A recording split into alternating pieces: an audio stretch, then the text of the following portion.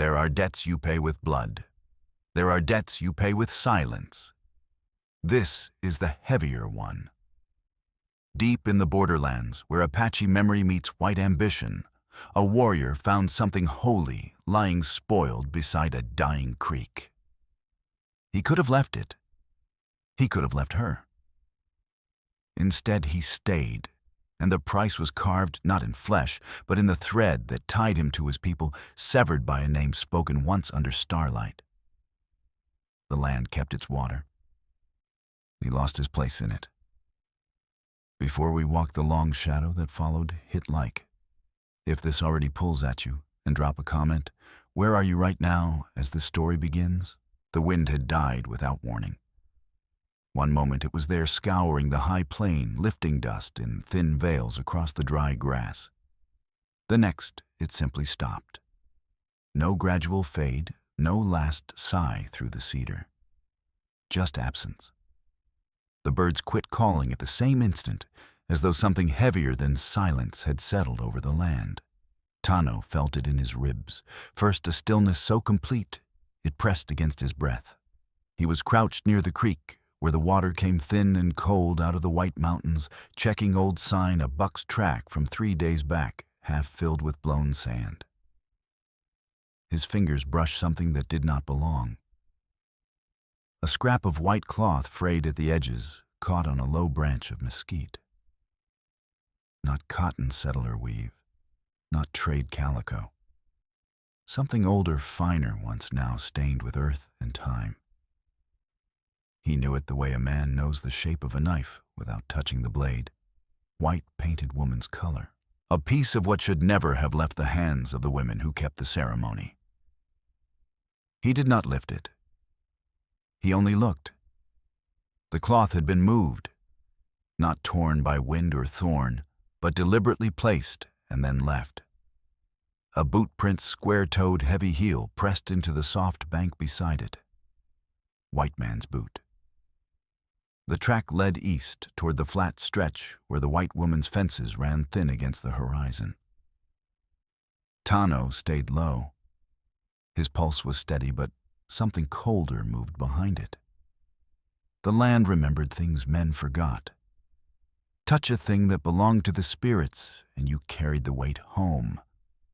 Touch it with foreign hands, and the weight stayed longer. Ghost sickness, the old ones called it. Though no one spoke the words aloud anymore.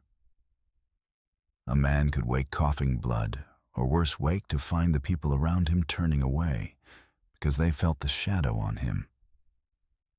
He rose slowly, eyes still on the scrap. The creek ran quieter now, as if listening. Far off, the homestead roof caught the first slant of sun tin flashing dull against the pale sky. Smoke rose thin from the chimney. Someone was there. Someone had been there.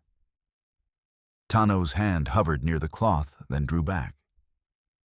If he took it, he claimed the violation. If he left it, the violation claimed him anyway. He turned his head once toward the high ridge where the pines stood dark against the morning. No movement, no bird. Only the weight of being seen, not by eyes, but by the place itself. He stepped away from the creek boots, soft on the sand. The track of the boot led straight toward the homestead fences, toward the woman who had been weeping over rotting boards 3 mornings ago. Toward the wall he had helped her mend because her hands shook and the nails would not hold. He walked, not fast, not slow. The way a man walks when he knows the ground under him is no longer neutral. Behind him, the white cloth hung motionless on the mesquite, like something waiting to be remembered, and the silence followed. The track led him straight through the brush, past the last stand of mesquite, where the land flattened into open dirt. Tano moved without hurry boots, soft on the cracked earth, every step measured against the pull of what he had left behind. The white cloth still hung in his mind like smoke. He could not shake something that should have stayed buried in ceremony, now dragged into daylight by a stranger's hand. He stopped at the edge of the homestead fence. The boards sagged on the south wall of the barn, 3 of them warped, loose nails half pulled. In the dirt at the base sat the woman Era Hurst, though he did not yet know her name, back against the rough wood knees, drawn-up face buried in her hands. The hammer lay forgotten across her lap. Her shoulders shook once, twice, then stilled, but the sound had already carried a low, raw thing, not quite sob, more like air forced out of lungs that had held too long. Tano felt the old caution rise in his chest. White people carried their own laws, their own ghosts. To step closer was to cross a line the old ones had drawn in blood long before his time. Touch their world, and you carried the stain. Yet the creek ran through her land, the same creek that fed the springs higher up where the ceremonies were kept. If this place fell, if the water was dammed or diverted, the balance would tilt further. He had seen it before, spring's dry grass gone people scattering like dust. He stepped out. The shadow fell across her first. She startled, scrambled upright, hammer raised in both hands, eyes wide and wet, but steady. Dust clung to her cheeks where tears had cut tracks. She did not speak. Neither did he. Tano looked at the wall. The boards were soft at the base, rot eating upward. Nails would not hold. He knew the fix the way he knew how to read a trail, clear the bad wood brace, deep seat new, simple, necessary. He glanced once more at the distant ridge. No movement, only the high silence of a place that had already noticed him. "I can help with that wall," he said. The words came low, even without plea or promise. She held the hammer tighter a moment, knuckles pale against the handle. Then she lowered it slowly, not in trust, but in something closer to exhaustion. The hammer clinked against a loose nail in the dirt. She nodded once. Tano crossed the open ground, keeping distance, and picked up the toolbox she had left beside the boards. The metal was warm from the sun, the handle worn smooth by hands not his. He knelt, pried at the rotted frame with careful leverage, wood groaning as it gave. She watched without moving, breath still uneven. From the high ridge, a mile off, a figure stood motionless against the skyline, an old woman shawl drawn tight, gray hair loose in the wind that had not yet returned. Nali did not come closer. She only watched, hands, folded face unreadable in the distance. She'd seen him leave the cloth behind. She would remember. Tano drove the first nail. It went straight. The sound rang flat across the yard, sharp, final. He felt the weight settle deeper in his chest, one step taken no path back the same way. The creek still ran behind the barn, thin but alive. For now. Ella picked up a second hammer from the box, moved to the far end of the wall. She did not look at him. Neither spoke again. The sun climbed higher. Dust rose with each strike. And from the ridge, Nali turned away at last, disappearing into the cedar shadow. The silence between the 3 of them, the woman, the man, and the land, grew heavier still. The days blurred into the same rhythm. Dawn light on the fence posts, the scrape of post-hole digger in hard earth. The low groan of wire pulled taut. Tano worked without comment, shoulders moving in the steady cadence of a man who had learned long ago that haste cost more than it saved. The south line was nearly done now. 3 posts replaced holes dug deep enough to hold against frost heave. Bess stood nearby in the shade of the barn, leg wrapped fresh with clean cloth. The wound had closed clean, no fever left in her. Tano had cleaned it with boiled water and willow bark paste hands, careful never once meeting Ela's eyes while he worked. She watched him from the porch, sometimes coffee tin in hand, steam rising slow. She did not thank him again. Words felt thin out here. Mid-afternoon, the hoofbeats came, 2 horses, deliberate gait, no hurry. Tano straightened first, wiping dirt from his palms on his pants. Ella stepped out onto the boards, hand shading her eyes. The rider in front wore a deputy's star that caught the slant sun-dull metal against a worn vest. Judd Harlan. Behind him, a younger man, silent eyes, flicking over the yard. Harlan reined up without dismounting. Dust settled around the horse's legs. He looked at Tano the way a man looks at a snake that has wandered too close to the porch. "Apache here ain't welcome," he said. Voice flat, practiced. "Got complaints filed, horse theft, description matches, man seen in the area." Ayla's jaw tightened. She stepped forward, boots scuffing the dirt. "He's working my land, at my invitation." "That's no crime, deputy." Harlan's eyes stayed on Tano. "Depends on the hand, Mrs. Hurst." He pulled a folded paper from his vest, held it out like a warrant he already believed in. "This says otherwise. Vance Calder's name on it. Says the animal was tracked north from the river settlements. Says a man matching this one was seen. You know how it goes." Tano did not move. His hands hung loose at his sides, but the muscles along his forearms corded once then eased. He felt the old weight settle again, the stain of being seen by white law, the stain of being near white trouble. Working for her had already crossed one line.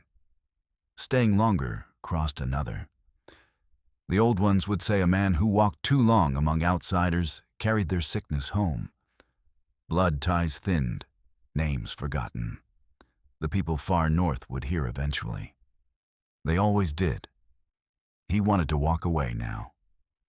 Turn his back on the homestead, on the creek that still ran behind the barn, on the woman who had not once asked why he stayed.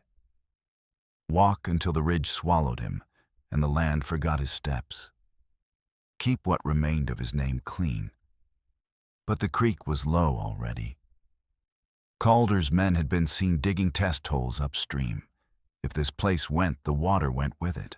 And the woman Ela would go down with it alone, the way she had been going down before he heard the hammer and the broken sound she made. Harlan leaned forward in the saddle. "I want him off your property by sundown, or I come back with more than paper." Ella took 2 steps closer.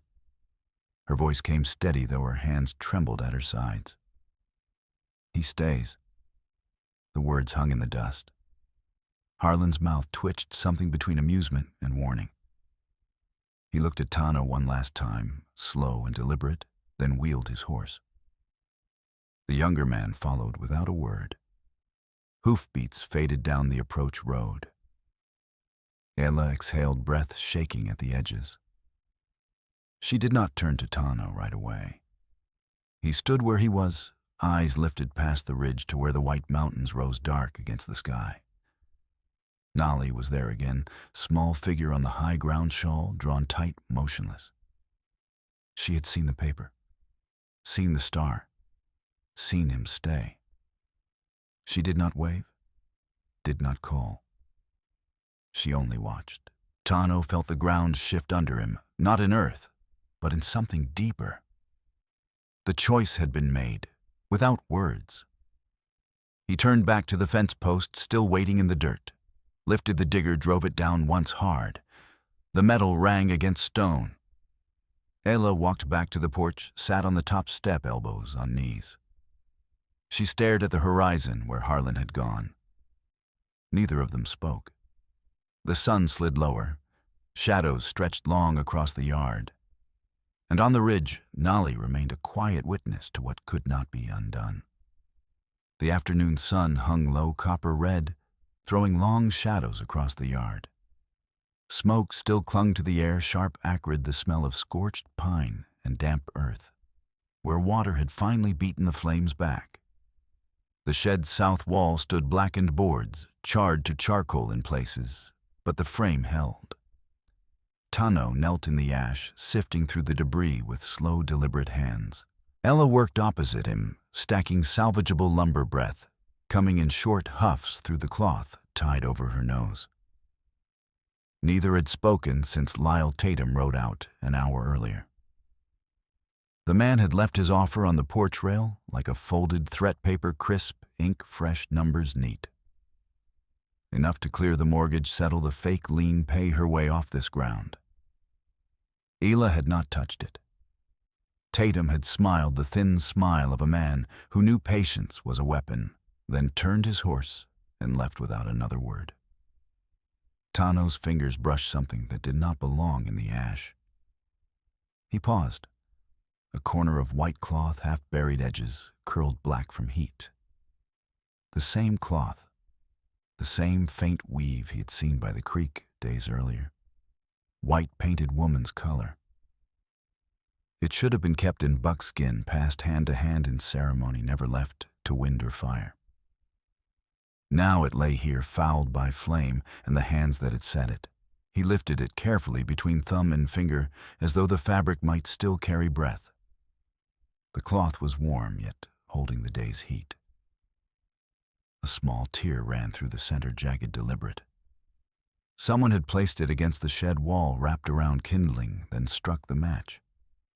Not accident, not chance. Tano held it a moment longer than he should have. The weight of it pulled at something inside him, memory of nights around the fire when the old women sang low. The cloth passed among them, never dropped, never soiled.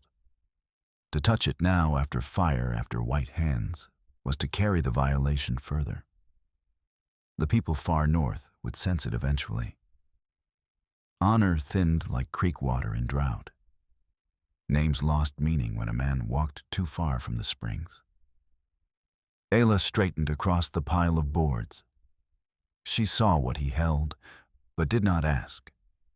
Her eyes flicked to his face, then away.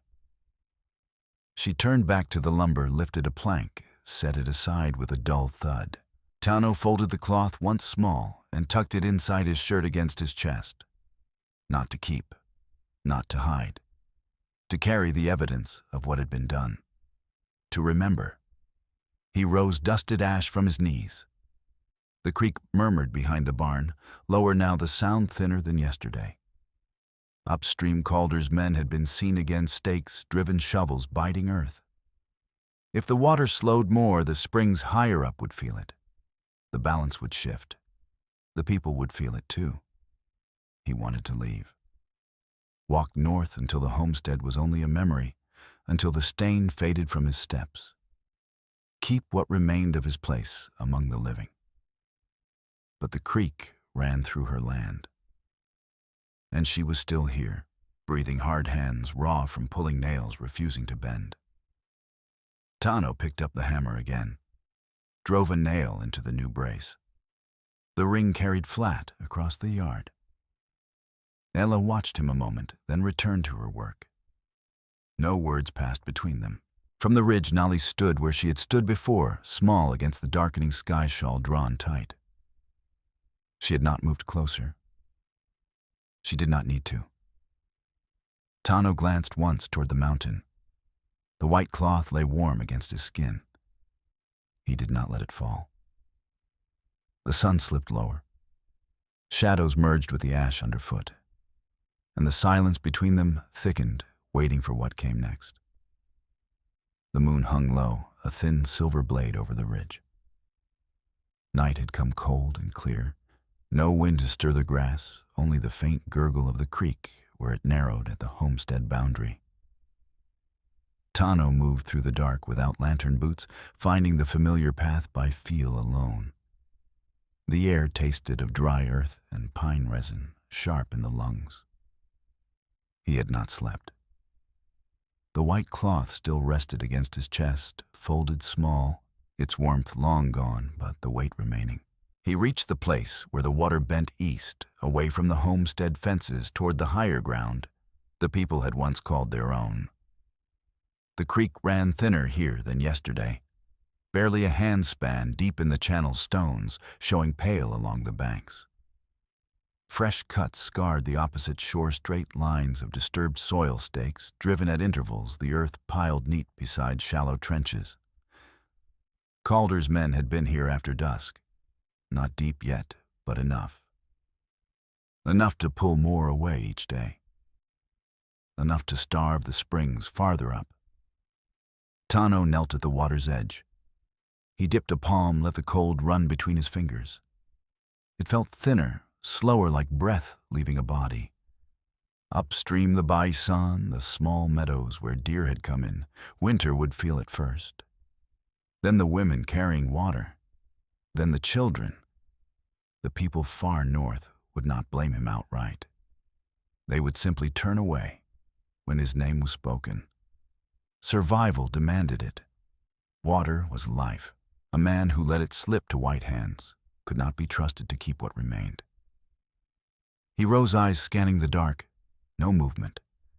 Only the stars sharp overhead, and the same stars the old ones had watched when the ceremonies were whole. From the slope above, a shadow detached itself. Nali. She stood perhaps 30 paces off, shawl wrapped tight against the chill gray hair, catching faint moonlight. She did not approach, did not speak, only watched, hands folded at her waist, face unreadable in the gloom. She had come down from the ridge tonight, first time she had crossed that distance. She had seen the stakes, seen the water drop, seen him here alone, measuring what could still be saved. Tano did not call to her. There was nothing to say that had not already been carried on the wind. He turned back to the creek, studied the nearest stake. Wood, fresh-cut pine sap, still sticky. He could pull it now. Kick the dirt back. Slow the digging by a day, maybe two. But the act would mark him louder than words. A man who touched white work in the night, invited eyes he could not evade. The people would hear. Nali would carry the sight home. He wanted to leave it. Walk away, let the creek run its course, keep the last clean thread of his place among them. But the water was already less. The balance had tipped. If it went dry higher up, the people would scatter or starve. And the woman back at the homestead, Ela, would lose everything she had bled to hold. The creek was hers by paper. It was theirs by memory. Tano's hand closed into a fist at his side. He felt the cloth shift against his skin, a small heat in the cold. He did not reach for it. He stepped back from the bank. The stake stayed where it was. Nali remained motionless on the slope. She did not nod, did not turn away. She simply stood, bearing witness to the moment he had not yet chosen. From the direction of the homestead, faint but unmistakable, came the rhythm of hoofbeats on hard-packed dirt. Single horse, steady, coming closer. Tano lifted his head. The sound grew. Nali's shawl fluttered once in a breath of wind that had returned without warning. He started back toward the fences, the creek murmuring thin behind him. The night closed in. The first light came gray and thin, spilling over the ridge like spilled milk on stone. Frost rimed the fence wires, catching the pale sun in faint sparks. Tano had been up since the dark hour before dawn, standing at the barn door, breath fogging in the cold. The cloth was still inside his shirt, pressed against skin now chilled. He had not slept. The creek's murmur had followed him through the night, thinner, slower, a warning he could no longer ignore. Hoofbeats came early. Single horse, hard-ridden.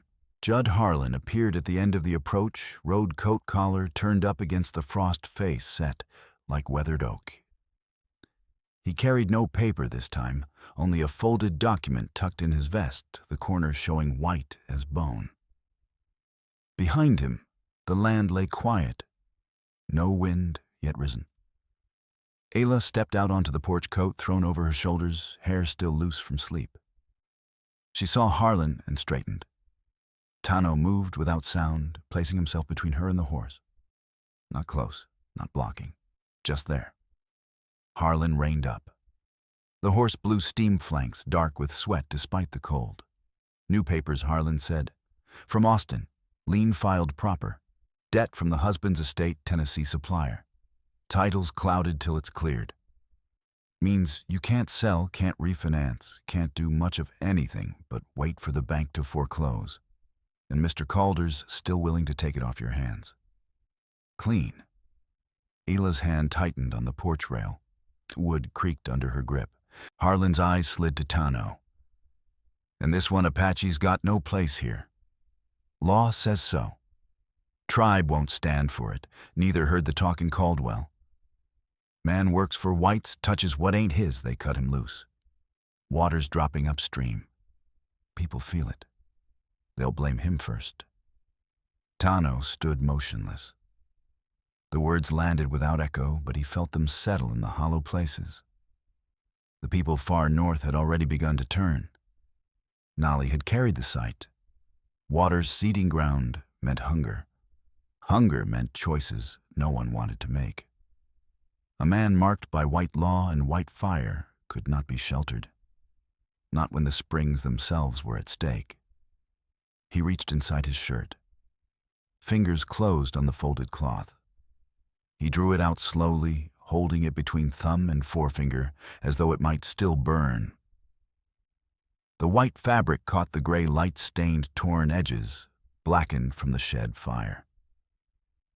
He stepped forward one pace, placed it on the frozen ground between Harlan's horse and the porch. Not thrown, not offered. Simply set down. A quiet claim, a quiet defiance. The thing that should never have left ceremony now lay exposed in daylight, fouled by fire and foreign hands, yet still carrying the weight of what it had been. Harlan stared at it a moment, lip curling. This land remembers, Tano said. Low. Even, no threat in the tone, only fact. Harlan laughed, once short dry, without humor. He wheeled the horse spurs, touching hide. You'll remember too when the papers come due. Dust rose behind him. The hoofbeats faded down the road. Ayla exhaled breath clouding white. She looked at the cloth on the ground, then at Tano. She did not speak. Neither did he. On the far ridge, Nolly stood outlined against the climbing light. She watched the cloth lie where it had been placed. Watched Harlan go. Watched Tano stand unmoving beside it. Then she turned. Slow. Deliberate.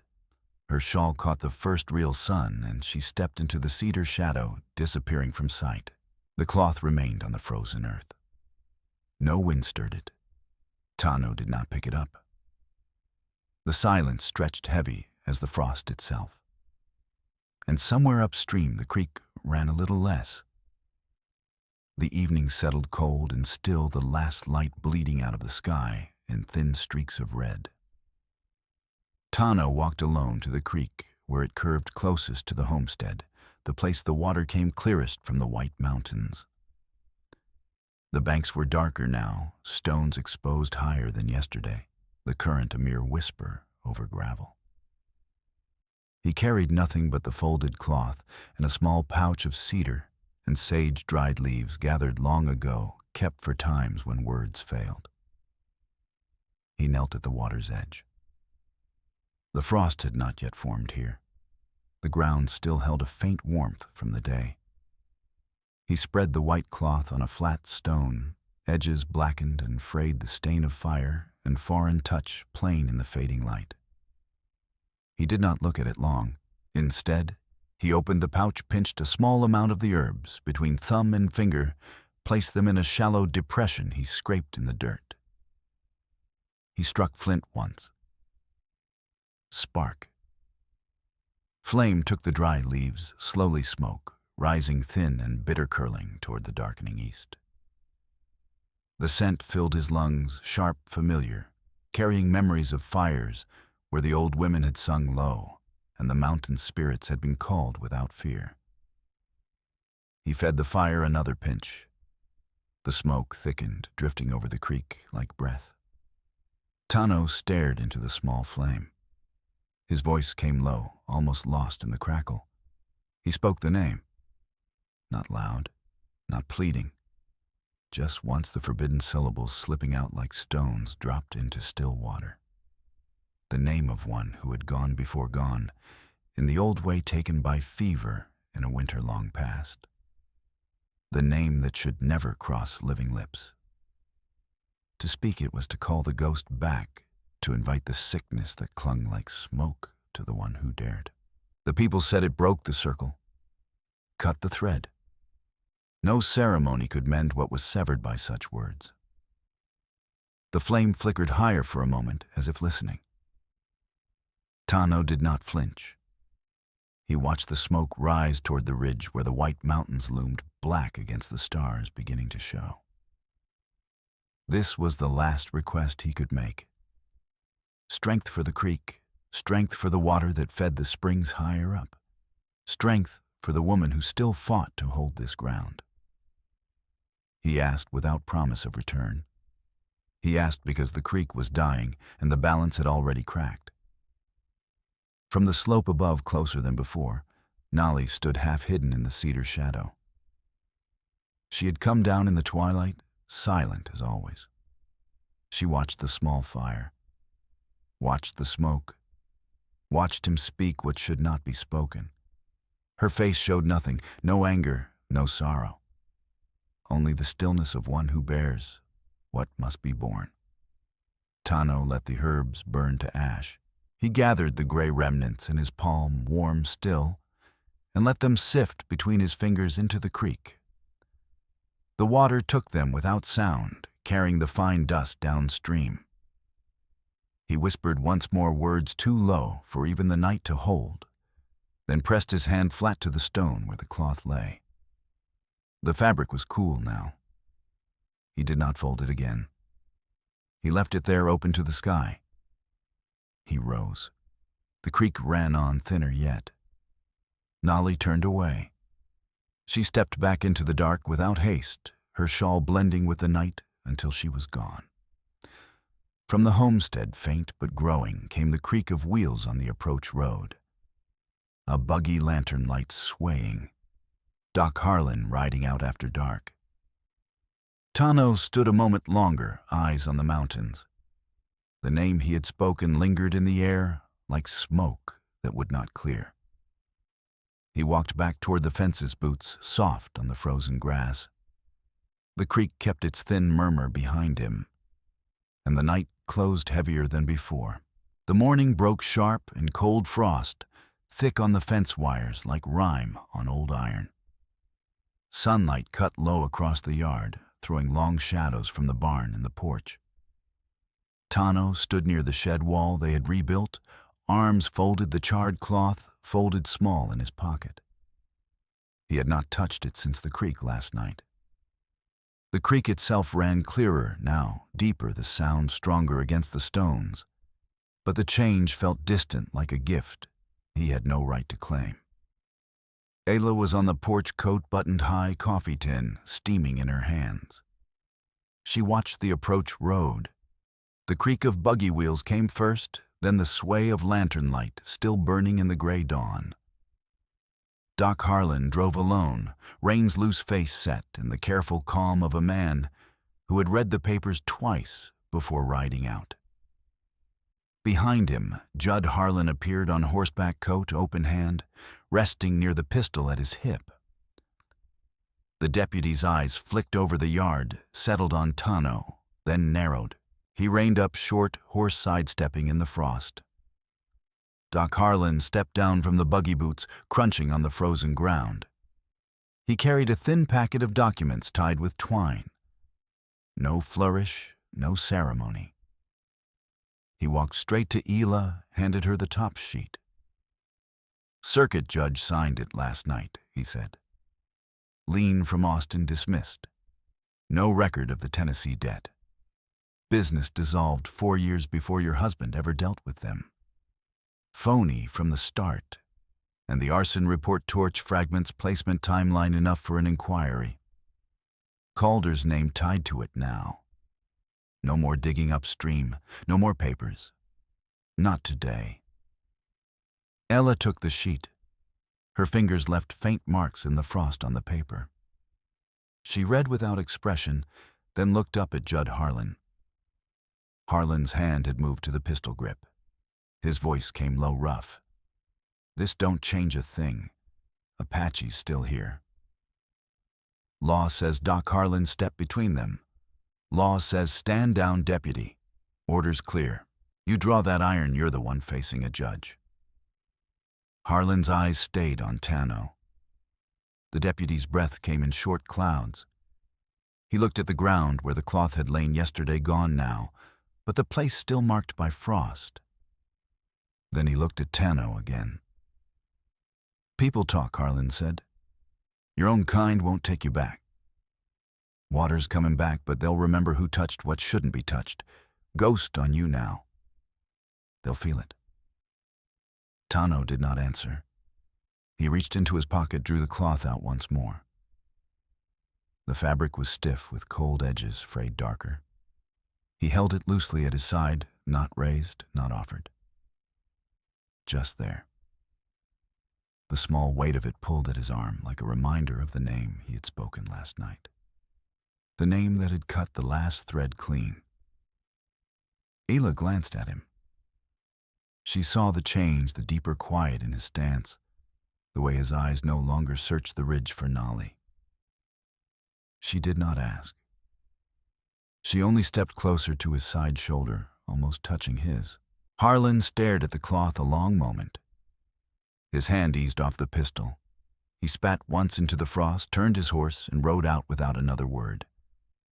Dust rose thin behind him, settling slow. Doc Harlan touched his hat brim to Hila.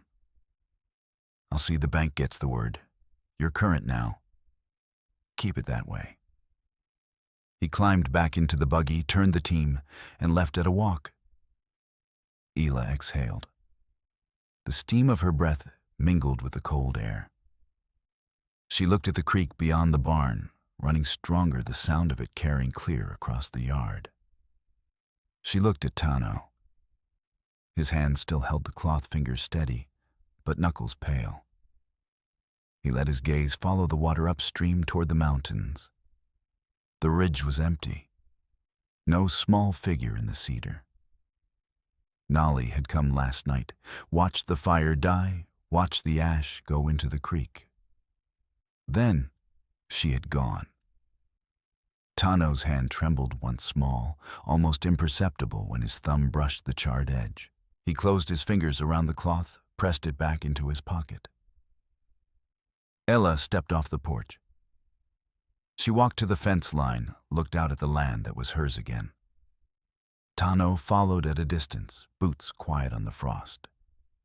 The sun climbed higher. Shadows shortened, and the creek kept running clear and cold, carrying what could not be called back.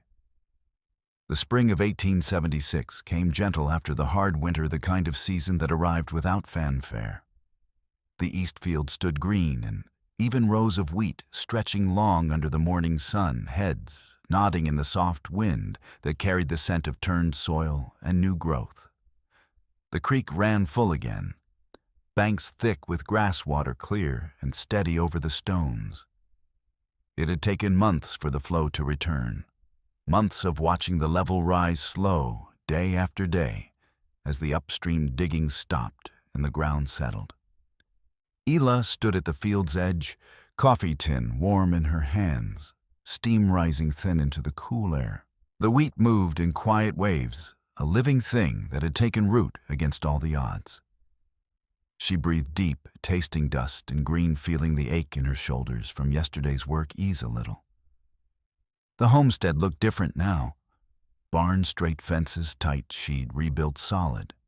No more leaks, no more threats on paper. The mortgage current, the land hers. Tano worked the north fence line half a field away. He drove a post deeper with steady swings of the maul wood, ringing dull against wood. His movements were the same, unhurried, precise, but something had shifted in the spaces between them. He no longer lifted his eyes to the white mountains. No glance toward the ridge where Nolly had stood. The high ground was empty now, cedar and pine standing silent against the sky. She had come once more after Harlan left, watched from afar as the creek rose, then turned and walked into the trees. No farewell? No sign she would return. She had carried the memory away with her, and the people far north had taken it in. Ayla watched him from across the grass. The distance between them was not great, 50 paces maybe, but it felt wider than the field. He stayed, he worked, he ate at the table she set. But the quiet around him had deepened, become something heavier than silence. No more small gestures toward the mountains. No more pauses to listen for what the land might say. The name he had spoken that night by the creek had stayed spoken. The thread was cut. He lived with it the way a man lives with a scar that pulls when he moves. No regret in his eyes, no anger, only the acceptance of a thing done and done forever. She had heard it from Preacher Cain last fall riding through on his circuit. The talk up north. The man who touched what should not be touched. The man who let white law and white fire mark him. They did not hate him. Hate would have been easier. They simply did not speak his name. Water had returned to the springs, but the balance he had broken could not be mended. Ghost touched, they called it, in whispers. A man who carried that weight could not walk among them again, not without bringing the shadow. Tano finished the post, tamped the dirt firm with his boot. He straightened, wiped sweat from his brow with the back of his wrist. His shirt was worn thin at the elbows, patched careful. He looked toward the wheat field toward her, then started walking the slow line back. Boots soft on the grass. No hurry. Ayla waited. The wind moved through the wheat rustling heads in long, patient waves. The creek murmured behind her, full and steady. She felt the warmth of the tin in her hands, the faint tremor in her fingers she had not noticed before. He had stayed. He had paid. The creek ran because of it. The land held because of it. But the man who had walked out of the brush that first morning was not the same man who walked toward her now. Tano stopped a few paces off. He looked at the wheat eyes tracing the rows without hurry.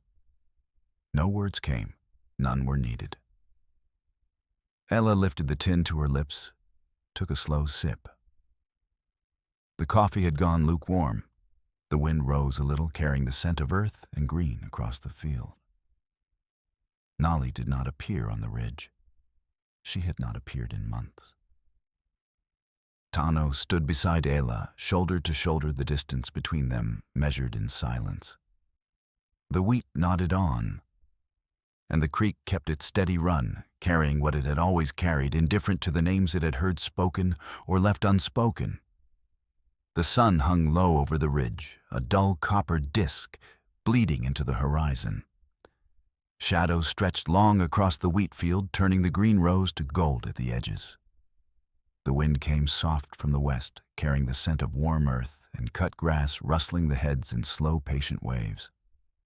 The creek beyond the barn ran full and steady, its murmur, a constant undercurrent, no longer thin or hesitant. Ella stood alone at the field's edge, hands loose at her side's coat, unbuttoned against the lingering warmth of the day. The wheat moved around her, like breath, alive, rooted proof of what had been fought for and held. She breathed deep, tasting dust and green, feeling the quiet weight of the land settle into her bones. No more papers on the porch rail. No more hoofbeats on the approach road. Calder's letter had come weeks ago, formal, bloodless, withdrawing every claim. The homestead was hers. The creek ran free. Tano walked up from the water, slow boots soft on the grass. In his right hand, he carried a small handful of ash-gray remnants from the fire he had built months ago, by the creek, the last of the herbs and the name he had spoken. The pouch had been empty since that night. He did not look at Ayla as he approached. His eyes stayed on the field, tracing the rows without hurry, then drifted to the creek where the water caught the last slant of light. He stopped a few paces from her. The wind lifted a strand of his hair, let it fall. He opened his hand. The ash sifted down in fine gray dust, settling into the earth near the creek bank light, as breath gone almost before it touched. No words, no gesture of farewell or offering, only the act itself, quiet and final. Ayla watched him. She saw the way his shoulders carried the old weight, still the way his gaze no longer lifted to the mountains. The ridge stood empty now, cedar and pine dark against the fading sky. Nolly had not returned since the night the water began to rise again. She had watched the ash go into the creek that evening, then turned and walked into the trees. The people far north had heard. They did not speak his name anymore. The ghost he carried was his alone.